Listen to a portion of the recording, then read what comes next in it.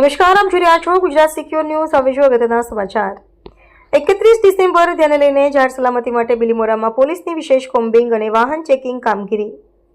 જાહેર સલામતી સુનિશ્ચિત કરવા માટે તારીખ 31મી ડિસેમ્બરને ધ્યાનમાં લઈ પોલીસ વિભાગ દ્વારા વિશેષ કોમ્બિંગ કામગીરી હાથ ધરવામાં આવી હતી. આ અભિયાન અંતર્ગત ધોલાઈ ચેકપોસ્ટ તેમજ બિલીમોરા શહેરના પ્રવેશ માર્ગ પર સઘન ચેકિંગ કરવામાં આવ્યું હતું.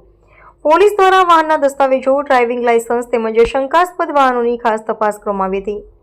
સાથે જ માર્ગ સલામતીના નિયમોનું પાલન કરવા માટે નાગરિકોને જરૂરી માર્ગદર્શન પણ આપવામાં આવ્યું હતું. તેમજ બ્રેથ એનાલાઇઝર દ્વારા ફૂંક મારવાની પ્રક્રિયા સાથે વાહન ચાલકોની તપાસ કરવામાં આવી હતી, જેમાં વાહન ચાલકોએ પૂરતો સાથ સહકાર આપ્યો હતો અને આ કામગીરીને યોગ્ય તથા જાહેર હિતમાં હોવાનું જણાવ્યું હતું.